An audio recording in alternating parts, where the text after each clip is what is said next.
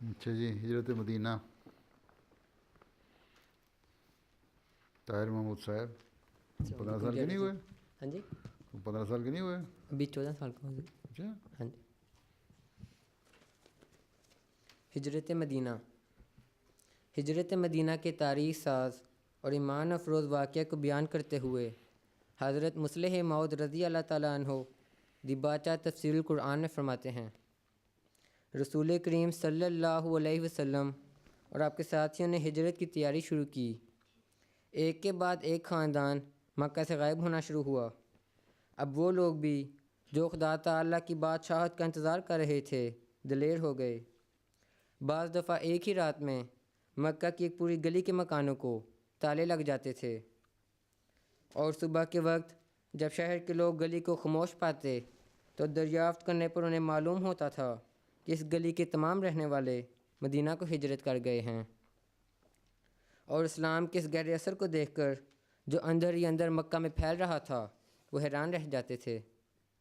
آخر مکہ مسلمانوں سے خالی ہو گیا، صرف چند غلام خود رسول اللہ صلی اللہ علیہ وسلم، حضرت ابو بکر رضی اللہ تعالیٰ عنہ اور حضرت علی رضی اللہ تعالیٰ عنہ مکہ میں رہ گئے۔ جب مکہ کے لوگوں نے دیکھا کہ اب شکار ہمارے ہاتھ سے نکلا جا رہا ہے تو روح صاحب پھر جمع ہوئے، اور مشورے کے بعد انہوں نے یہ فیصلہ کیا کہ اب محمد رسول اللہ صلی اللہ علیہ وسلم کو قتل کر دینا ہی مناسب ہے۔ خدا تعالیٰ کے خاص تصرف سے آپ کے قتل کی تاریخ آپ کی ہجرت کی تاریخ سے موافق پڑی۔ جب مکہ کے لوگ آپ کے گھر کے سامنے آپ کے قتل کے لیے جمع ہو رہے تھے، آپ رات کی تاریکی میں ہجرت کے ارادہ سے اپنے گھر سے باہر نکل رہے تھے۔ مکہ کے لوگ ضرور شبہ کرتے ہوں گے کہ ان کے ارادے کی خبر محمد رسول اللہ صلی اللہ علیہ وسلم کو بھی مل چکی ہوگی، مگر پھر بھی جب آپ ان کے سامنے سے گزرے تو انہوں نے یہی سمجھا کہ یہ کوئی اور شخص ہے، اور بجائے آپ پر حملہ کرنے کے سمٹ کر آپ سے چھپنے لگ گئے تاکہ ان کے ارادوں کی محمد صلی اللہ علیہ وسلم کو خبر نہ ہو جائے۔ اس رات سے پہلے دن ہی آپ کے ساتھ ہجرت کرنے کے لیے ابو بکر رضی اللہ تعالیٰ عنہ کو بھی اطلاع دے دی گئی تھی، پس وہ بھی آپ کو مل گئے اور دونوں مل کر تھوڑی دیر میں مکہ سے روانہ ہو گئے، اور مکہ سے 3-4 میل پر سور نامی پہاڑ کے سرے پر پناہ گزین ہوئے۔ جب مکہ والوں کو معلوم ہوا کہ محمد رسول اللہ صلی اللہ علیہ وسلم مکہ سے چلے گئے ہیں تو انہوں نے ایک فوج جمع کی اور آپ کا تعاقب کیا۔ ایک کھوجی انہوں نے اپنے ساتھ لیا جو آپ کا کھوج لگاتے ہوئے سور پہاڑ پر پہنچا۔ وہاں اس نے غار کے پاس پہنچ کر جہاں آپ ابو بکر رضی اللہ تعالیٰ عنہ کے ساتھ چھپے ہوئے تھے یقین کے ساتھ کہا، یا تو محمد صلی اللہ علیہ وسلم اس غار میں ہے یا آسمان پر چڑھ گیا ہے۔ اس کے اس اعلان کو سن کر ابو بکر رضی اللہ تعالیٰ عنہ کا دل بیٹھنے لگا، اور انہوں نے آہستہ سے رسول کریم صلی اللہ علیہ وسلم سے کہا، دشمن سر پر آ پہنچا ہے اور اب کوئی دم میں غار میں داخل ہونے والا ہے۔ آپ صلی اللہ علیہ وسلم نے فرمایا، لا تحزن ان اللہ معنا، ابو بکر ڈرو نہیں، ابو بکر ڈرو نہیں، خدا ہم دونوں کے ساتھ ہے۔ ابو بکر رضی اللہ تعالیٰ عنہ نے جواب میں کہا، یا رسول اللہ، مجھے تو صرف یہ خوف تھا کہ اگر آپ کی جان کو کوئی گزند پہنچا تو دنیا میں سے روحانیت اور دین کا نام مٹ جائے گا۔ آپ نے فرمایا، کوئی پرواہ نہیں، یہاں ہم دو ہی نہیں، تیسرا خدا تعالیٰ بھی ہمارے پاس ہے۔ چونکہ اب وقت آ پہنچا تھا کہ خدا تعالیٰ اسلام کو بڑھائے اور ترقی دے، اور مکہ والوں کے لیے مہلت کا وقت ختم ہو چکا تھا۔ مکہ والوں کی آنکھوں پر پردہ ڈال دیا گیا، اور انہوں نے کھوجی سے استہزاء کر دیا اور کہا کہ کیا انہوں نے اس کھلی جگہ پر پناہ لینی تھی؟ یہ کوئی پناہ کی جگہ نہیں ہے، اور پھر اس جگہ کثرت سے سام بچھو رہتے ہیں۔ یہاں کون عقل مند پناہ لے سکتا ہے؟ اور بغیر اس کے کہ غار میں جھانک کر دیکھتے، کھوجی سے ہنسی کرتے ہوئے وہ واپس لوٹ گئے۔ اچھا، اب کیا ہے؟ بس تو اب کیا کرو گے تم؟ 20 منٹ اور ہیں۔ تم لوگوں کا جو تمہارا سلیبس ہے وقف نو کا ہے پاس تم لوگوں کے؟ کس کس کے پاس ہے 15 سال تک والا سلیبس؟ جن کے پاس نہیں ہے ان کو آپ کے پاس ہے؟ جی لے سکتے ہیں، وہ وکالت وقف نو سے وکالت ارشاد سے ان کے پاس ہے. تو ان سے لے لیں، ان کو لے کے ان کو اپنے جو ہیں کلاس والے ان کو تو دے دینا ٹھیک ہے. جن کے پاس نہیں ہے. جی ہیں یو کے والوں نے دینا کوئی نہیں ہیں، اس لیے خود ہی آ کے نا تو ان سے لے لینا. یہاں رکھوا دیں پرائیویٹ سیکرٹری دفتر میں، یہیں سے لے لیں گے. ٹھیک ہے. ہاں سلیبس جو ہے پہلے لے لو، وہ پڑھو، پھر میں وقتاً فوقتاً اس میں سے سوال بھی کرتا رہوں گا تمہارے سے کبھی کبھی. یہ جو حضور سے آج موضوع ہوا ہے حضرت ابو بکر پہ، یہ انہی کا سلیبس کا حصہ ہے اور اسی کے میں سے لے کے شروع کر رہے ہیں. اچھا اچھا. ہاں حضور آپ نے کہا تھا کہ 12 سال کے بچوں کو 9 سال مطلب 9 گھنٹوں کے لیے سونا چاہیے. تو اگر وہ فجر اور عشاء کی نماز پڑھیں تو ان دونوں کے اندر جو گیپ ہے وہ تو 9 گھنٹوں سے تھوڑا ہے. تو دوپہر کے وقت سوا کریں وہ، یا دیکھو آج کل عشاء کی نماز ہوتی ہے 8 بجے، ٹھیک ہے، ٹھیک ہے نا، جی، اور فجر کی نماز ہوتی ہے 6:30 بجے. جی اور عشاء کی نماز پڑھتے ہوئے اگر تم آدھا گھنٹہ بھی لگاؤ، 9 بجے بھی سو، تو فجر کی نماز سے اٹھنے تک تمہارے 9 گھنٹے پورے ہو جاتے ہیں. اچھا. آج کل تو ہو جاتے ہیں. باقی رہے گی گرمیوں کی بات ہیں. جی گرمیوں میں رات 10 بجے نماز سے فارغ ہوتے ہو اور صبح 3:45 بجے نماز ہو جاتی ہے فجر کی. وہ 6 گھنٹے ہوتے ہیں. ٹھیک ہے. اسکول تمہارا لگتا ہے 8 بجے. 8 بجے، ہاں جی. کبھی کہیں کا اسکول جاتے ہوئے کتنا وقت لگتا ہے؟ ڈپینڈ کرتا ہے کہ کتنا دور ہے. آدھا گھنٹہ لگ جاتا ہے نا. ہاں جی. تو اگر تم صبح نماز پڑھ کے 4 بجے سو جاؤ ہیں جی تو 6:30-7 بجے تو سو تو 2.5 گھنٹے تمہیں مل گئے. رات کے پہلے حصے میں کچھ مل گئے. ہاں جی. ٹھیک ہے. ٹھیک ہے. تو 5 گھنٹے یہ 7.5 گھنٹے ہو گئے. اس کے بعد دوپہر کو سو لیا تھوڑا سا. کافی لمبا دن ہو جاتا ہے نا. ہاں جی.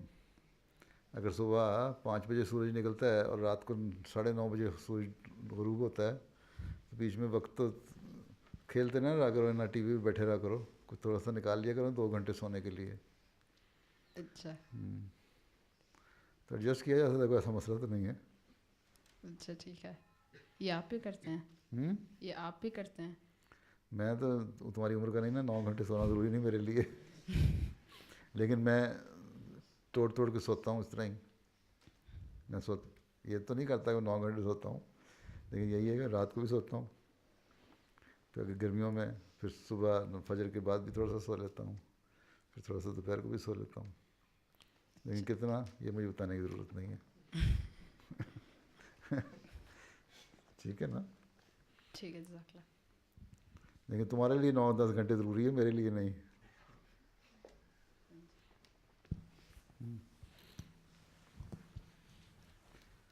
تو حضرت ابوبکر صدیق کیا حضرت صلی اللہ علیہ وسلم کے کون سے خلیفہ تھے مصطفیٰ؟ اور کتنی دیر رہا آپ کا عرصہ خلافت؟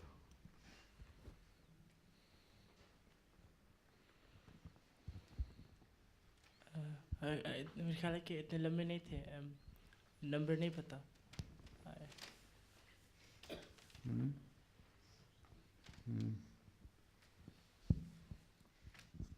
2 سال.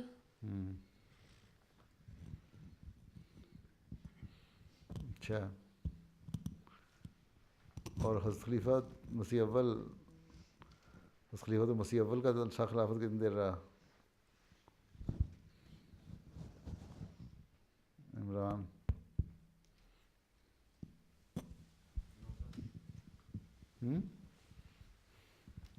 9 साल 9 साल? हाँ जी। नहीं। सुहेल क्या नाम था? तला विहाज? 6 साल। और कुछ? तुम किसके बेटे हो? नवाज साहब? फैज़ अहमद साहब के? हडर्सफील्ड में होते हो? कहाँ होते हो? वाटफोर्ड में। तुम्हें स्वाहिली आती है? तुम आपस में भाई बहन बोला करो, जो ज़ुबान आती है वो बोलनी चाहिए।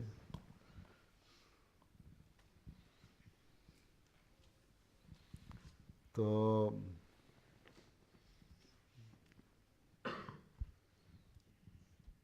हज़रत सल्लल्लाहु अलैहि वसल्लम के दूसरे खलीफा कौन थे? हसन? सेकंड। 2 माइक्रोफोन।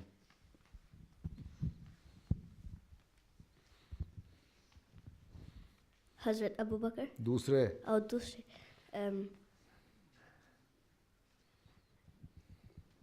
मुझे नहीं पता। तुम्हें पता है? नहीं।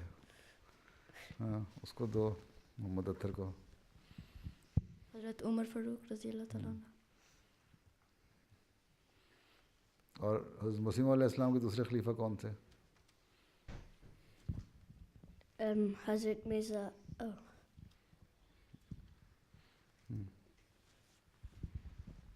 हज़रत मिर्ज़ा बशीरुद्दीन महमूद अहमद। अच्छा। महमूद अहमद। हज़रत सल्लल्लाहु अलैहि वसल्लम के तीसरे खलीफा कौन थे? हसन? हज़रत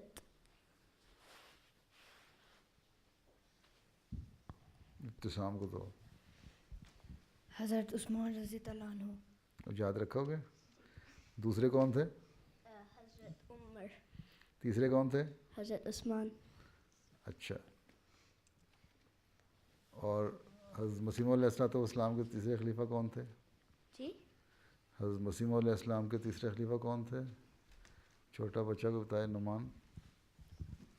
हज़रत मिर्ज़ा नासिर अहमद। पता है तुम्हें? अच्छा। हज़रत सल्लल्लाहु अलैहि वसल्लम के चौथे खलीफा कौन थे? हसन को दो। इधर इधर आगे सामने। हज़रत अबू बकर। पहले भी वही, चौथे भी वही हैं? अच्छा, इसको दे दो, क्या नाम है इसका? वलीद? वलीद? वलीद। हज़रत अली रज़ी अल्लाह तआला अन्हु। समझ आई? दो वापस।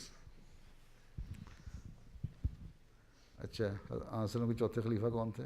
हज़रत अली रज़ी अल्लाह अन्हु। पहले कौन थे? हज़रत उमर हज़रत अबू बकर अबू बकर सिद्दीक। नंबर 2? हज़रत उस्मान उमर। उमर। नंबर 3? हज़रत उस्मान। नंबर 4? हज़रत अली रज़ी अल्लाह अन्हु। अच्छा। हज़रत मसीह मौऊद अलैहिस्सलाम के चौथे खलीफा कौन थे? हज़रत मिर्ज़ा ताहिर अहमद। इस्लाम की हिस्ट्री भी याद रखो तुम थोड़ी सी। नहीं तो गैर अहमदी कहेंगे देखो ये अपनी तारीख़ याद रखते हैं, असल तो इस्लाम हमें आना चाहिए। जी।